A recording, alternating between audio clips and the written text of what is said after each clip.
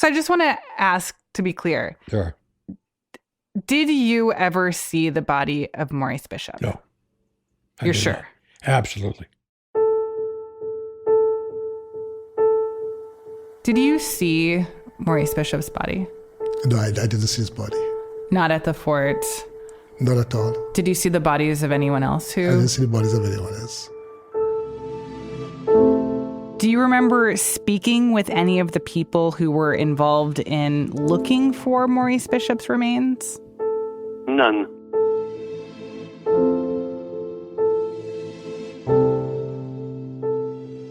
Over the past 2 years, I've asked a lot of people some version of this question. What happened to the body of Maurice Bishop and the bodies of the people who died with him? What do you know? No, I have no idea. What do people think happened? Well, people speculate, people say different things, but the people who are behind it never say, so you will never know.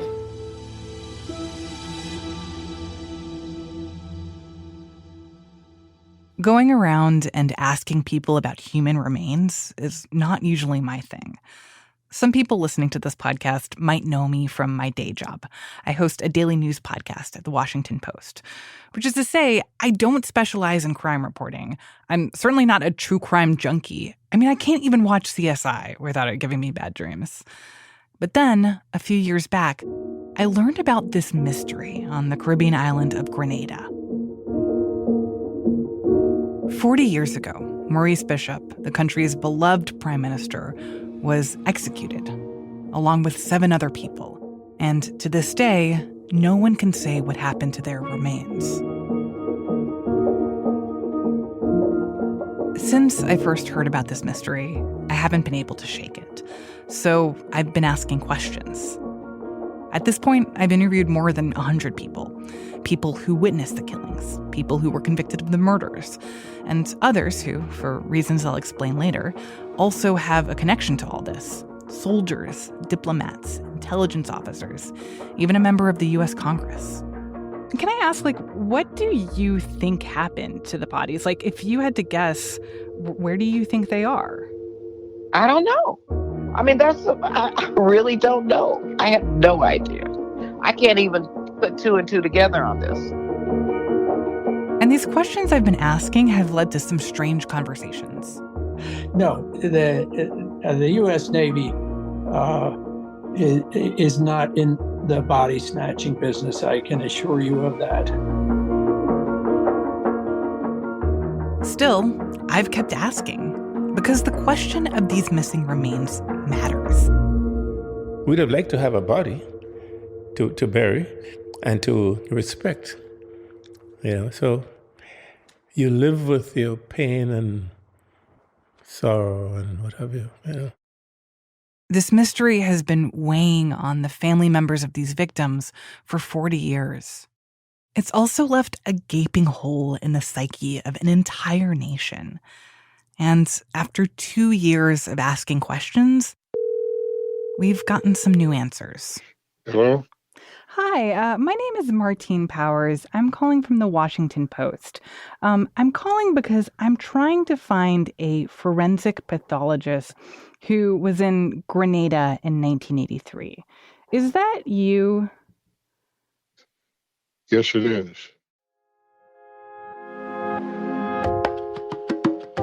These answers offer new insight into what happened to the bodies and the role that the U.S. government played in shaping this crucial part of Grenada's history. I've been involved in a lot of investigations, forensic investigations, and criminal investigations, and I can tell you, in my words, this thing stinks.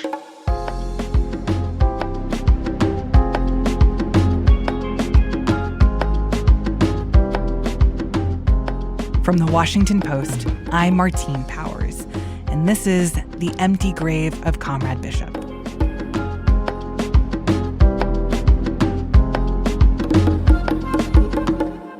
Episode 1. Before we get any further, I should tell you how this all started. 6 years ago, I got a phone call from my parents that every 20-something dreads. Martz, we are moving to a new place. We are selling our house, and you need to come pick up all your books and stuff that you've left here for the last decade. Well, that is not accurate, because that makes it sound like it was a spur of the moment decision, which it absolutely was not. That is my mom, Francine. She's originally from Trinidad, but she spent most of her adult life in Miami, where I grew up. And when she and my dad got to retirement age, they started thinking about making a change. My dad wanted to be somewhere with less traffic and less noise, somewhere with beautiful views. For my mom, it was a little more personal. I was sort of tired of living in a foreign country, trying to sort of simulate Caribbean life while living in America. I wanted to get back to my own Caribbean roots. I really, quite honestly, wanted to deal with my own Caribbean people. So my parents decided to relocate to the island of Grenada, this former British colony right at the bottom of the Caribbean where they had some old friends. This island is stunning. Mangoes and cocoa and nutmeg just grow on trees on the side of the road. The beaches have the bluest, clearest water I have ever seen in my life. And when it gets dark out, it's so tranquil. There's just the sound of the breeze and these little frogs that come out at night and chorus all over the island. They're so loud that I can hear them through the phone when I'm talking with my parents. Right. Because we had reached retirement age, and I always wanted to be back in the Caribbean. I really... Hold a second for me. Joe, Martine is recording something with me. So could you not do the bottle, please? I share all this with you, including my dad scraping the last bit of horseradish out of a glass jar, because it wasn't until my parents moved to Grenada that I started to learn more about the history of this country. And as part of that, I learned about this radical young lawyer named Maurice Bishop. In the late 1970s, when he was just 34 years old, Bishop led a revolution in Grenada. He overthrew a dictator. He became the prime minister, and he governed for 4 years. I learned about how this prime minister was adored by Grenadian people. Some of them knew him as Comrade Bishop. He identified as a socialist, believing that the government had a responsibility to provide education, healthcare, and jobs to all Grenadian citizens. But he was also controversial. Bishop spoke out against American imperialism. He was close to Cuban President Fidel Castro, who gave Grenada weapons and military training. And that put Bishop and Grenada right at the center of tensions between the U.S. and the Soviet Union during the Cold War. Then came the events of October 19th. You're going to want to remember that date because it's going to come up a lot. On October 19th, 1983, Maurice Bishop was killed. He was shot, execution style, by members of his own army. Grenada's Marxist Prime Minister Maurice Bishop had been under house arrest by more hardline Marxist military leaders. 3 cabinet members and 4 of his closest supporters were there too, killed in the same way, right next to the Prime Minister. There, soldiers commanded by Cuban-trained General Hudson Austin shot and killed Bishop and several of his cabinet ministers.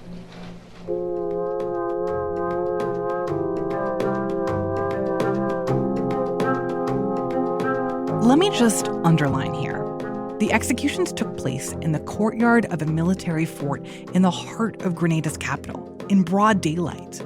Plenty of witnesses saw it happen. Even more heard it happen. Everybody knew who did it. 17 people were ultimately convicted, some for planning the murders and others for carrying them out. They spent more than 2 decades in prison. So there's no question of how this group of people died. And that's part of what makes this all so strange. Because shortly after the executions took place, this fact became clear.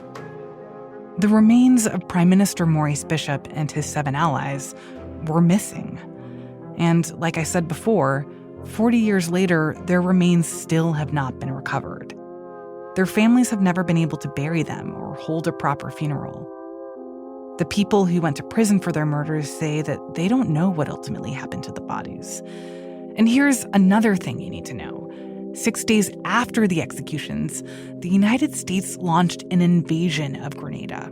I'll explain more about that in just a second, but that's all to say, these bodies went missing during what was almost certainly the most chaotic and frightening week in Grenada's history. The bodies of all 8 people who were executed are unaccounted for, 7 men and 1 woman.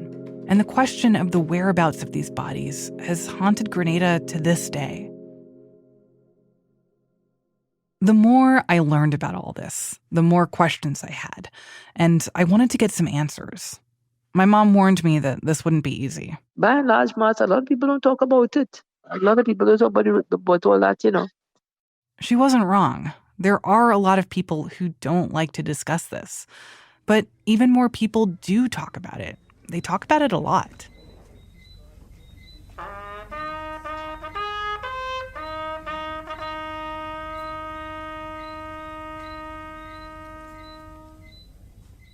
So right now, we ask to do a roll call, and we're asking everyone, after each name that is called, to say present.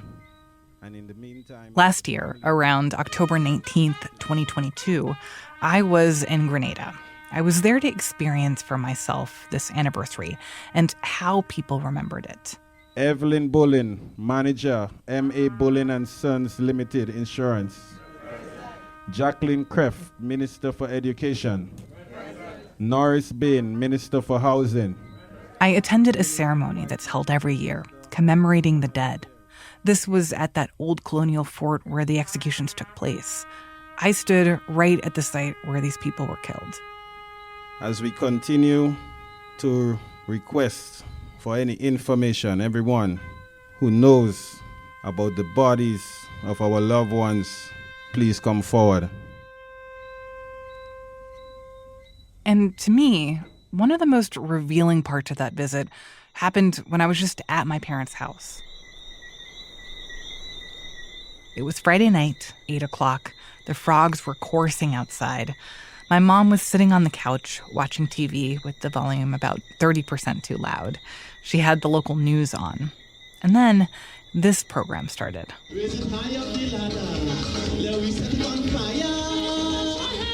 This is a show on the Grenada Broadcasting Network that comes on every week. Good evening, everyone, and welcome to We Culture for another Friday, the 21st day of October 2022. Well, hey, I've got a big surprise for you. I've got a co-host. I've got my co-host in studio with me tonight. Every episode has a topic: sports, music, politics. The host of the program is Godfrey Augustin. There's a panel of guests who join from different places. Viewers call in with their questions and their comments and their complaints. We have room for the rest. Yes, indeed. This program is both charming and chaotic in all the ways you'd expect from public access television. So there are people calling in with bad phone connections, people not knowing how to use Zoom. There's a guy standing outside under a street lamp for some reason. Well, let me say, I'm using the street light just so this fella commented about the telephone pole. And then they finally get into that evening's topic. Wow, I am very excited about this evening's program. As the topic says, mystery in our history. The mystery? It says in a graphic on the bottom of the screen. Quote, "Where are the bodies?" I was a child around the time of the revolution, and we need some perspective to know as much as possible the facts about everything. Every year we do this program, and it seems like we never get enough. Yes, indeed. There's a lot, and one of the things that we hear about a lot is the issue of closure. And how would we eventually bring closure to this mystery in our history? And on October 19th was responsible for creating that mystery. What you don't hear in this program is an explanation of what happened on October 19th. They never even specify what bodies they're talking about because they assume everybody already knows. Instead, the conversation is all about answers, or what the answers might be. No one knows for sure. So what you hear is a lot of theories. Okay, let's go back to the telephone. We called you. Good evening. Hello, good evening. Yeah, good evening, caller. Yes, it is very strange. There are people in Grenada now who know what happened with the bodies. They must know they were part of the revolution, they were there. So why is it so difficult to get the truth from them? Thank you very much. Thank you very much, caller. Thank you very much indeed. Okay. All these listeners agree. There must be some conspiracy at work. Someone deliberately disappeared the bodies. But the question is, who and why? People on the show have different positions on that. Some blame the Grenadians responsible for the murder of Maurice Bishop. So think about a prime minister is being executed. That is a deliberate plan. The person that have the most to gain would be the person that is instrumental in doing that or leading that execution. That is the first point. So what this guest is saying is that the executioners would have had the most to gain by disappearing the remains, basically getting rid of the evidence of their crime.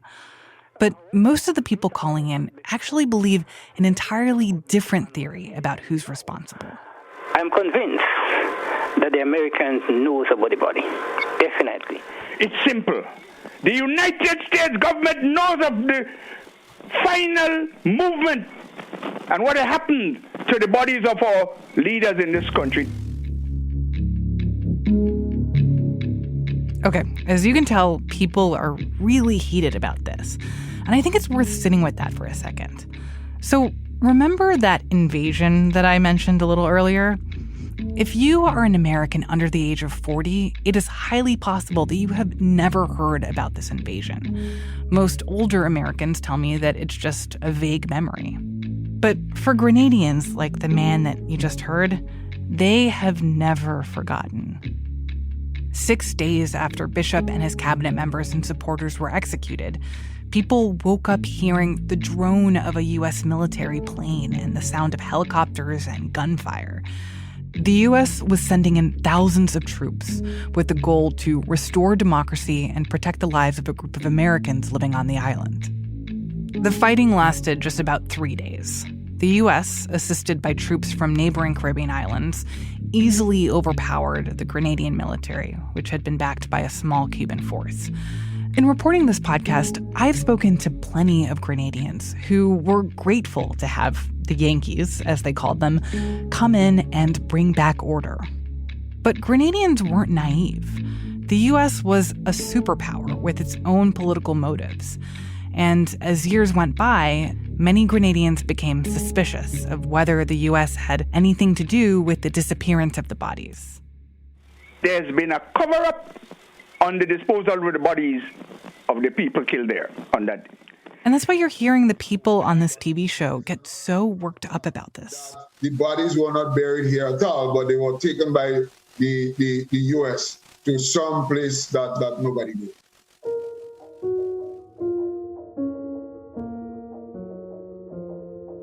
The theory you're hearing from these callers is that at some point during or after the invasion, the American government disappeared the remains of Maurice Bishop and others.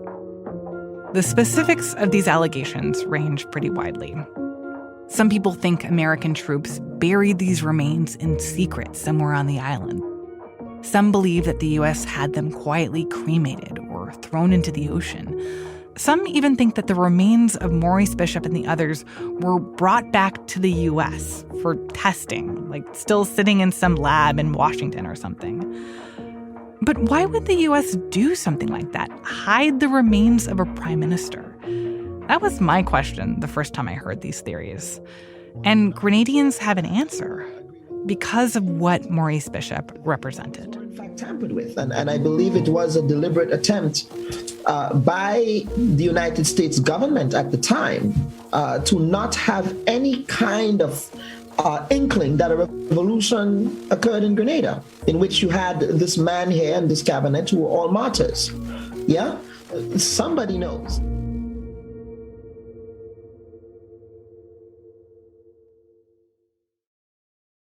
As I said, Bishop described himself as a socialist who wanted to elevate the working class.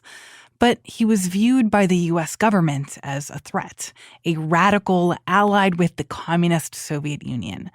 So an underlying theory is that the American government might have been worried that Bishop's grave could become a shrine, or that if there was a big national funeral to lay him to rest, it could turn him into a martyr, inspire his surviving comrades to keep pushing his ideas against imperialism. The example you'll hear Grenadians bring up again and again is Osama bin Laden. The U.S. government knew that a shrine to bin Laden could be dangerous, so they buried him at sea, made sure those remains were never recovered. Did it all over Latin America. No evidence, no shrine, no martyrs, no enemies. It's as simple as that. I just want to be clear. What you just heard from the people on this show, this isn't some fringe view. I can say from my many conversations with Grenadians over the last few years that it is a widely held belief that the Americans know where the bodies are. The country's diplomats, journalists, historians, many of them say that they are certain about this. Even the current prime minister of Grenada, Decon Mitchell. Do you think that the U.S. has been dishonest about their role in this, or that they've covered up their actions? Well, the fact that we don't know certainly points to that. I mean, we have to be real. Grenada is a dot compared to the U.S. If you got here in 6 days after the execution of Maurice and so on, and if you were able to relatively take control of the island, I think you probably would have some influence as to what would have happened and where the bodies were. So I certainly think they know.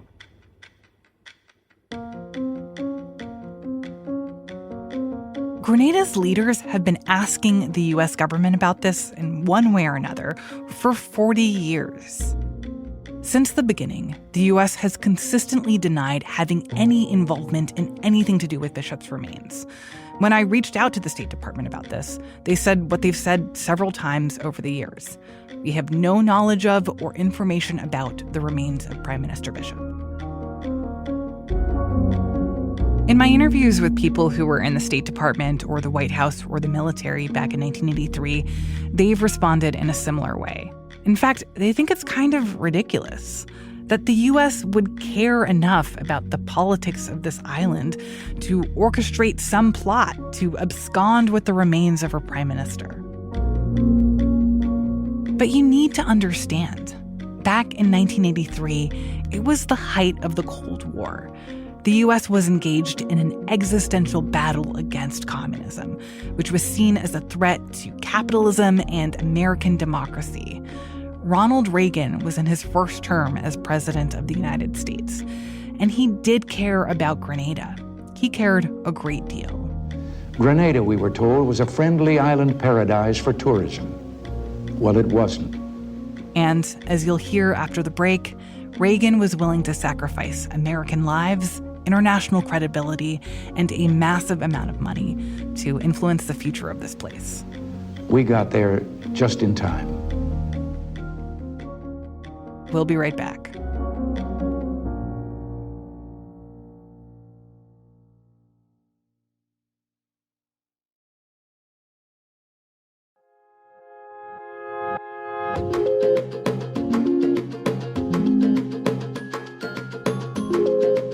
It might help to picture how all of this was playing out in 1983. In one corner, there was Ronald Reagan. My fellow Americans, tonight we're launching an effort which holds the promise of changing the course of human history. The American president, a conservative former actor and governor. At 72 years old, he was about halfway through his first term as president. In the other corner was Maurice Bishop. Long live the people of free Grenada! A black revolutionary in his late 30s. He was the leader of a political party called the New Jewel Movement. It described itself as Marxist-Leninist and was allied with Cuba and the Soviet Union. On March 23, 1983, President Reagan delivered a speech from the Oval Office.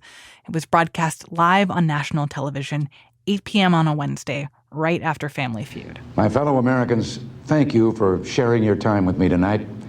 The subject I want to discuss with you, peace and national security, is both timely and important. Later, people nicknamed this address Reagan's Star Wars speech. That night, Reagan was laying out an argument to increase military spending. That budget is much more than a long list of numbers. For behind all the numbers lies America's ability to prevent the greatest of human tragedies and preserve our free way of life in a sometimes dangerous world. Among other things, Reagan wanted to spend billions on new technology that would zap nuclear missiles out of the sky. Hence the Star Wars reference. The message was, if I can paraphrase Reagan here, the U.S. military needs to get its mojo back. It is part of a careful long-term plan to make America strong again after too many years of neglect and mistakes. It had been almost a decade since the end of the Vietnam War. The U.S. was still hurting from that loss against communism. And now it seemed that the Soviet Union was gaining ground in the Cold War. They were building more weapons and sending those weapons to allies all over the world, including countries in America's backyard. They're spreading their military influence in ways that can directly challenge our vital interests and those of our allies.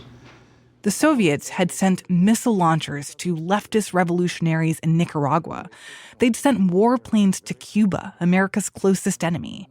And then, about halfway through the speech, a photo comes up on the screen, an aerial photo of a runway, 2 long strips of asphalt stretching diagonally across the screen. On the small island of Grenada, at the southern end of the Caribbean chain, the Cubans, with Soviet financing and backing, are in the process of building an airfield with a 10,000-foot runway. Grenada doesn't even have an air force. Who is it intended for? Imagine, at this point, a lot of Americans watching this broadcast had likely never heard of Grenada before, or they had it confused with Grenada, which is a city in Spain. So not only were they finding out that this island at the bottom of the Caribbean was, in fact, a country, they were learning that the highest levels of the U.S. government thought that this country was a threat. An airfield was being built by hundreds of military construction workers sent over from Cuba. This airfield could be used to bring in Soviet weapons and planes. The Soviet-Cuban militarization of Grenada, in short, can only be seen as power projection into the region, and it is in this important economic and strategic... This was genuinely worrying to a lot of Americans. They remembered what took place 2 decades earlier, the Cuban Missile Crisis, when the Soviets sent nuclear missiles to Cuba. For a couple of weeks, it seemed like the U.S. and the Soviet Union were headed for nuclear war, until the Soviets agreed to remove those missiles. So if something similar was brewing in Grenada, that could be very dangerous for the U.S. The rapid buildup of Grenada's military potential is unrelated to any conceivable threat to this island country of under 110,000 people, and totally at odds with the pattern of other Eastern Caribbean states, most of which are unarmed. The fact that Reagan was talking about Grenada in a primetime speech on national television was a big deal. And it was a major escalation of Reagan's disapproval of what was going on in Grenada. The year before, in a speech in Barbados, Reagan had said that Grenada was helping to, quote, spread the virus of Marxism. And then, in a speech to the National Association of Manufacturers, I know a good many people wonder why we should care about whether communist governments come into power. Reagan brought up again this country that, up until recently, was only known for exporting nutmeg. Grenada, that tiny little island. By the way, it's never just Grenada, right? Like, it's always tiny Grenada or little Grenada, Grenada in America's backyard. That tiny little island is building now, or having built for it, on its soil and shores, a naval base, a superior air base, storage bases and facilities for the storage of munitions, barracks and training grounds for the military. I'm sure all of that is simply to encourage the export of nutmeg. And that's why, by this point, the U.S. government had taken steps to punish Grenada. They'd cut off diplomatic ties. They'd refused to recognize Grenada's ambassador to the U.S. They put a pause on economic aid to Grenada, and then they pushed international banks to also stop giving them money.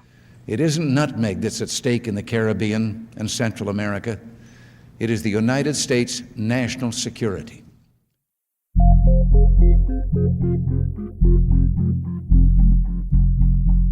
Of course, this rhetoric from Reagan wasn't just for Americans.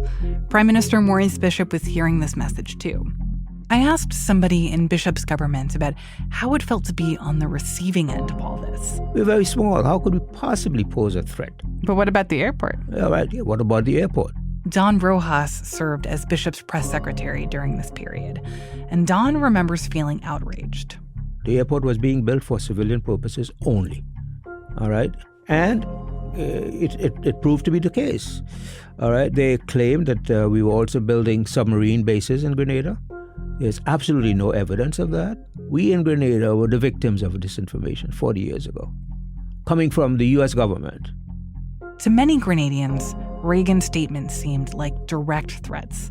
But at least in public, Bishop played it cool.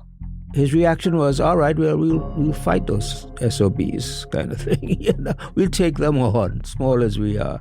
We will not compromise our dignity and our independence and our self-respect. That was his fighting response. And that was a way, of course, to also inspire us, those close to him, to stiffen our backs against this kind of pressure coming from the U.S. So he says Bishop came up with a strategy on how to deal with this pressure. They would make a visit to the U.S. for a kind of PR campaign, speak with influential groups, get out Grenada's side of the story, and hopefully get a meeting with Reagan. Sit down, face-to-face, president to prime minister for the very first time, and just talk things out, de-escalate. Exactly. Lower the temperature. Absolutely. So if you were able to meet with Reagan in June of 1983, right, with all that stuff in your head, what would we have said to him? Nothing to fear. We want to have cordial diplomatic relations with you based upon certain fundamental principles. You don't mess with what we're doing in Grenada. We're not going to mess with what you're doing in the U.S. Grenada doesn't pose a threat to the United States or to its so-called vital interests. So Bishop, Don, and a delegation from Grenada went to Washington. But he did not meet with you. Did not meet. He shunned us. Even the Secretary of State, we said, all right, if we can't meet with the President, we meet with the Secretary of State. They also denied us a meeting.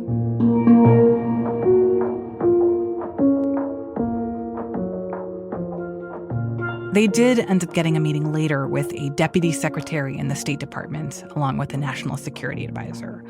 What they were told was, this is American policy.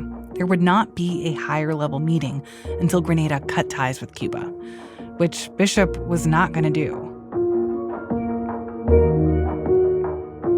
During this trip, the Grenadian contingent also went to New York City. And there, a lot of people wanted to get some FaceTime with the Prime Minister of Grenada.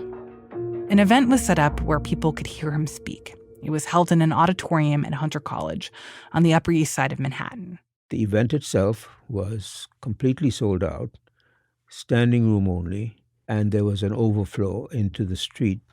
So they had to put up loudspeakers outside there must have been several hundred people who could not get into the auditorium, waiting outside and listening to the speech. By the time Maurice Bishop took the mic in that auditorium, he was no longer in diplomacy mode. He was ready to throw some punches. Greetings from the free people of revolutionary Grenada.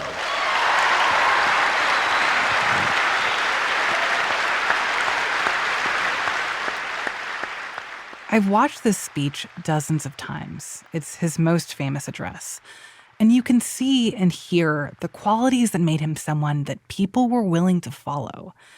There's Bishop, standing at a lectern on the stage of this auditorium, members of his government behind him. Hanging above the stage was a big sign. Welcome, Prime Minister Maurice Bishop. Grenada is not alone. And may I also write at this very beginning say how very, very pleasant it is to be in this great hall where there are so many of our sisters and brothers. And I will certainly report your warmth, your enthusiasm, and your revolutionary support for our process when I return. From the moment you see him on stage, it's clear. Whatever the look is that you need to be a successful politician, this guy has it. You know, he kind of reminds me of that actor from that TV show Atlanta, Lakeith Stanfield. He had a commanding presence. He was, a good-looking guy with a small afro, light skin in color. He was probably 6'2", 6'3". He was impeccably dressed. Were you there for that? Were you in the room for that speech? I was sitting right up in the front row. This was, in the eyes of the Grenadian and Caribbean diaspora community in New York, this was a truly historic event. There were all sorts of people in this audience. Students, activists, diplomats, young guys with dreadlocks, old women in church hats, almost everybody black. And I recall seeing people just spontaneously jumping to their feet and applauding and clapping at certain lines in his speech, particularly the more militant lines, As Bishop gazed out at the masses with a little smile on his face, you could tell that he knew. This was his crowd. And this was his opportunity to set the record straight on all these allegations made by President Reagan. This other allegation concerns the question of our international airport project. This one is, of course, the most comical one of all. According to the formulators of this famous theory, Grenada's international airport is now going to become a military base and will now become a strategic jump-off point from where we can launch an attack on the great, big, powerful, mighty United States. It looks like if we have become a superpower.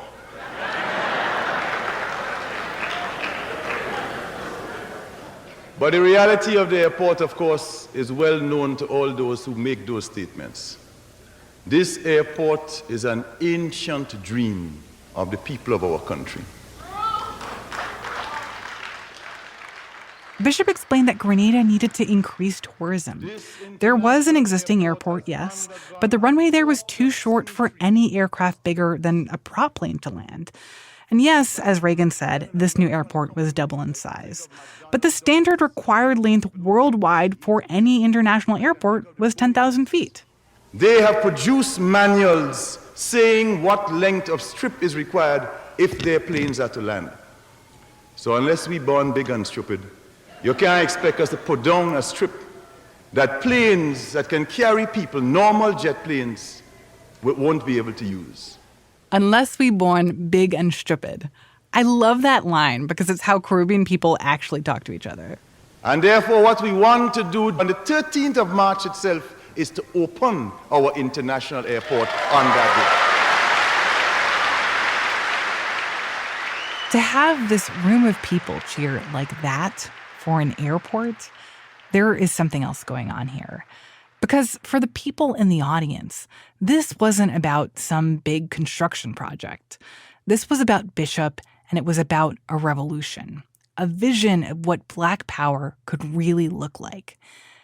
That revolution led by Bishop, it happened in 1979, 4 years before this speech. And there's a lot to unpack, which we'll do more in the next episode.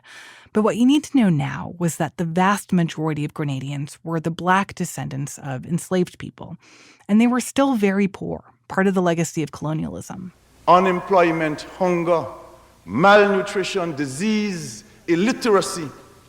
These are the crimes and the sins that have visited upon the poor developing countries of the third world, while the industrialized countries continue to exploit our resources and to keep the profits.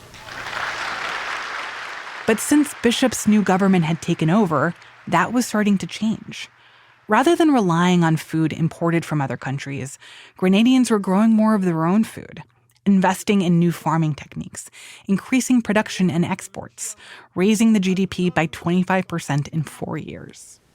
And by this time, the experts were saying that is impossible. You don't have the resources, you don't have the management, you don't have enough tractors, you don't have enough trucks, you don't have enough engineers. You can't possibly do it. And then we gave them the secret. We told them that in a revolution, things operate differently in the normal situation. Grenada had also found friends who were willing to help, Cuba in particular. We see Cuba as part of our Caribbean family of nations. The Cuban president, Fidel Castro, saw Bishop as a son. Castro provided military support, but his government also sent over people to help Grenada, teachers and doctors and nurses, and yes, airport construction workers. Because of all this change, many Grenadians began to have hope for the future. The government started to provide free education and affordable health care. It wasn't socialist yet. It was developing. It was on a path towards socialism. Unemployment rates began to go down. Literacy went up. Poor people could now afford regular checkups with a doctor, which, as Bishop pointed out, was not the case in the U.S. And that, Bishop said, was the truth of why the American government was so worried about Grenada. Not because of an airport, not because of Cuba, not even because of communism or socialism, but because, in the words of Maurice Bishop, Grenada showed that Black people could do well for themselves without bowing to the power of the United States. They didn't need to play by America's rules to succeed.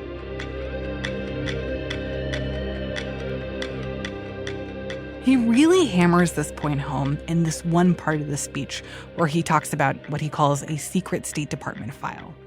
Before I play this chunk for you, I should tell you that we asked the State Department's Office of the Historian if this report actually exists. They said they didn't have information on that question. We also requested it under the Freedom of Information Act. The estimated date when the State Department said they'd get back to us is January of 2025. So we're waiting.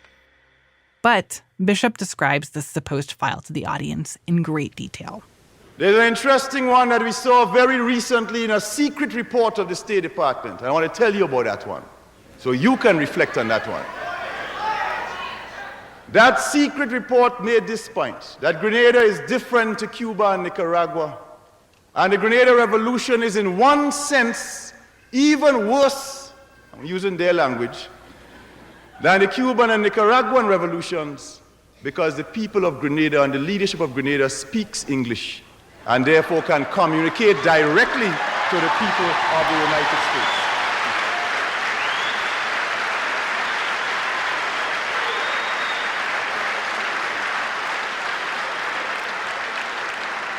I can see from your applause, sisters and brothers, that you agree with the report.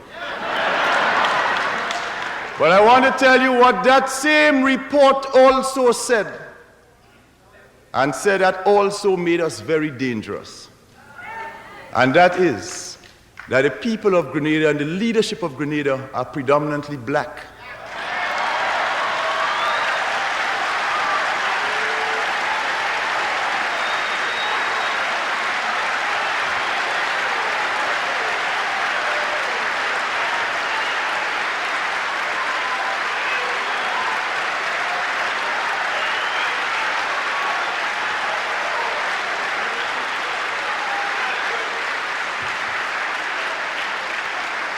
They said that 95% of our population is Black, and they had a correct statistic. And if we have 95% of predominantly African origin in our country, then we can have a dangerous appeal to 30 million Black people in the United States.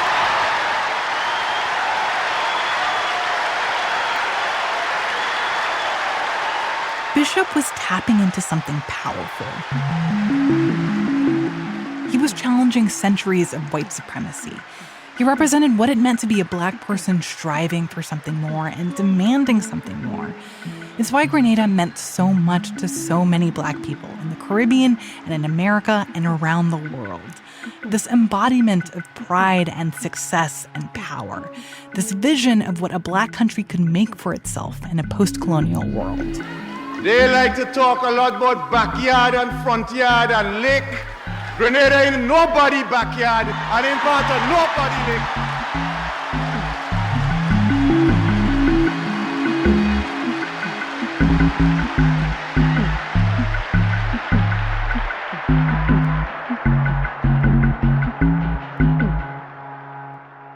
4.5 months later, Maurice Bishop was dead. 17 Grenadians would be convicted for his murder. Yeah, October 1983 is when he was assassinated. Do you think it's accurate to say that Maurice Bishop was assassinated during a coup? Yes. It was a military coup. He was assassinated, cold-blooded. And not only him, there were a number of other ministers of his cabinet who were with him at the time. Horrible mistakes that led to horrible crimes. And exactly 1 week later, October the 25th, the U.S. invaded. And as I say, the rest is history.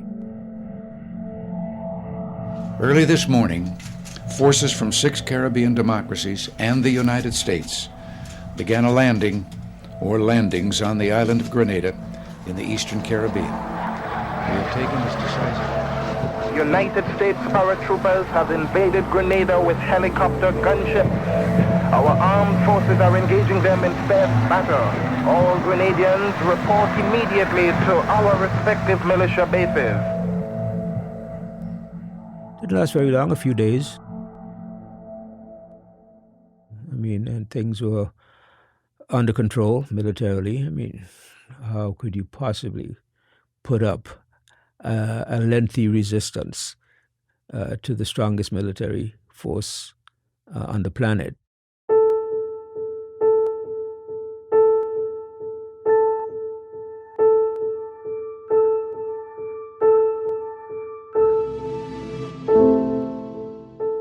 How soon did people realize, wait, these remains, nobody has them, nobody knows where they are? Yeah.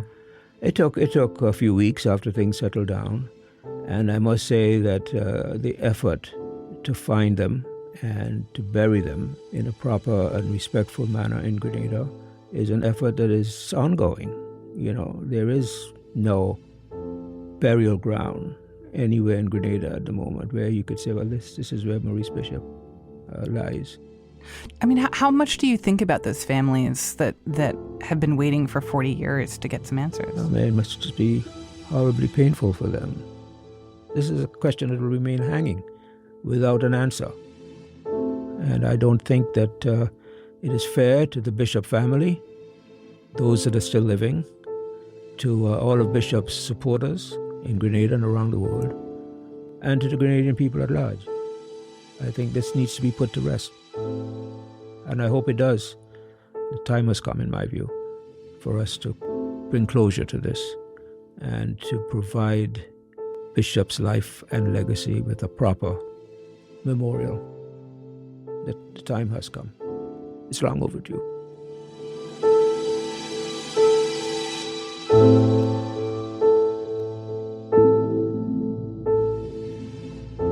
Next time on The Empty Grave of Comrade Bishop, we'll hear from some of those families, and we'll go back to the beginning of the revolution and tell you the story of Maurice Bishop's rise to power.